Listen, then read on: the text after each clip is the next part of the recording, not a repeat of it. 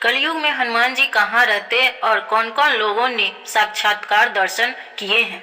जाने कलयुग में बजरंगबली के दर्शन कैसे होंगे। नमस्कार, आप सभी की हिंदी कहानी में स्वागत है। वीडियो को लाइक करिए, नए तो चैनल को सब्सक्राइब करिए, प्यारा सा कमेंट करिए। आइए जानते हैं। हनुमान जी के भक्त अक्सर जानना चाहते हैं कि उन्हें हनुमान जी के दर्शन कहाँ मिल सकते हैं।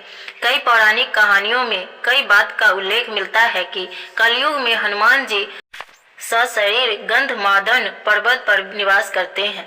यह क्षेत्र वर्तमान में तिब्बत में है। आइए विस्तार से जानते हैं कलयुग में हनुमान जी का निवास स्थान और किन किन लोगों ने किए हैं उनके दर्शन।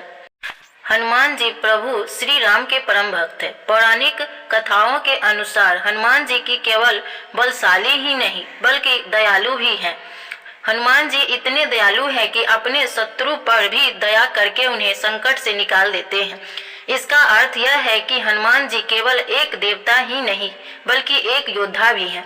ज्ञान बल पराक्रम के साथ एक योद्धा में दया भाव का होना ही उसे महान बनाता है।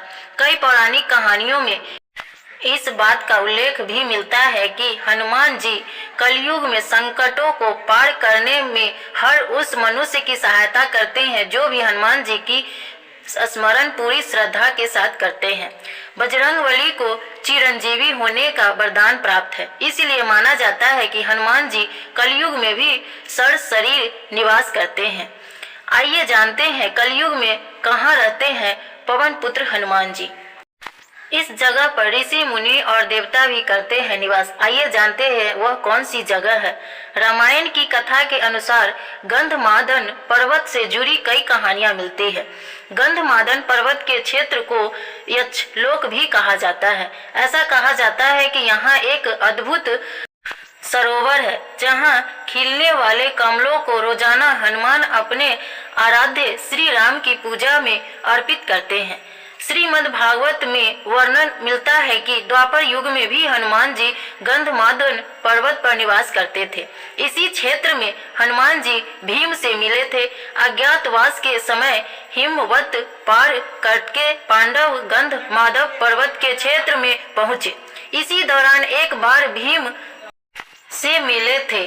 अज्ञातवास के समय हिमवत पार करके पांडव गंधमादन पर्वत के क्षेत्र में पहुंचे। इसी दौरान एक बार भीम सहस्त्र दल कमल लेने के लिए गंधमादन पर्वत के वन में पहुंच गए थे, जहां पर हनुमान जी ने भी का अहंकार तोड़ा था। इस पर्वत पर कई ऋषि मुनि देवता गंधर्व निवास करते थे। हनुमान जी कलयुग में गंधमादन पर्वत पर रहते हैं क्या, आइए जानते हैं।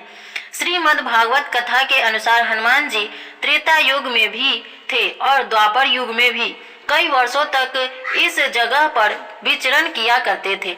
वही कलयुग के आगमन के समय हनुमान जी ने गंधमादन पर्वत पर ही निवास कर लिया। गंधमादन पर्वत हिमालय के कैलाश पर्वत के उत्तर में स्थित है।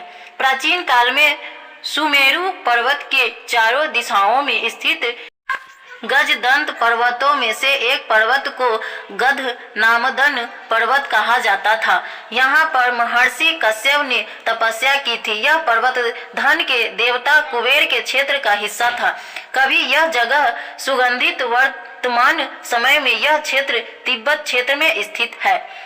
गंधमादन पर्वत पर बना हुआ है हनुमान जी का मंदिर। गंधमादन पर्वत से जुड़ी पौराणिक मान्यता है कि रामायण काल में हनुमान जी अपने वानर मित्रों के साथ यहीं पर बैठकर युद्ध की रणनीति बनाया था। वर्तमान में गंधमादन पर्वत पर हनुमान जी का एक प्राचीन मंदिर है, जहां पर श्री राम की प्रतिमा भी हनुमान जी के साथ विराजमान है। मान्यता है कि हनुमान जी अपने भक्तों को दर्शन देने के लिए इस पर्वत पर रूप बदलकर आते हैं। इस पर्वत पर भगवान राम के पैरों के निशान भी है।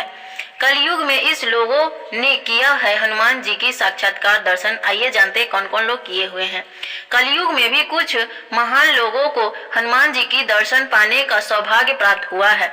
इसमें गोस्वामी तुलसीदास जी, समर्थन रामदास जी, भक्त माधव दास, नीम करोली बाबा, राघवेंद्र स्वामी सहित कई ऐसे लोग हैं जिन्होंने हनुमान जी के साक्षात दर्शन हुए हैं। मान्यता है कि हनुमान जी के दर्शन करने के बाद इन लोगों को अद्भुत ज्ञान और आध्यात्मिक की प्राप्ति भी हुई। कलयुग में कहाँ कर सकते हैं हनुमान जी की दर्शन, आइए जानते हैं। कई पौराणिक ग्रंथों में इस बात का उल्लेख मिलता है कि हनुमान जी अभी भी इस संसार में उपस्थित है, क्योंकि उन्हें चिरंजीवी यानी अमरत्व का वरदान प्राप्त है। हनुमान जी आज भी उस जगह पर जरूर आते हैं जहाँ पर राम कथा की जाती है। जहाँ भी प्रभु श्री राम की स्तुति की जाती है, वहाँ हनुमान जी की किसी न किसी रूप में अपने भक्तों को दर्शन देने पहुँच ही जाते हैं। हनुमान जी की कृपा पाने के लिए प्रभु श्री राम का स्मरण जरूर करना चाहिए। जय श्री राम, जय जय श्री राम। वीडियो के लाइक करिए, नए हैं तो चैनल को सब्सक्राइब करिए, प्यारा सा कमेंट करिए ऐसी फैक्ट्स स्टोरी जानने के लिए। धन्यवाद।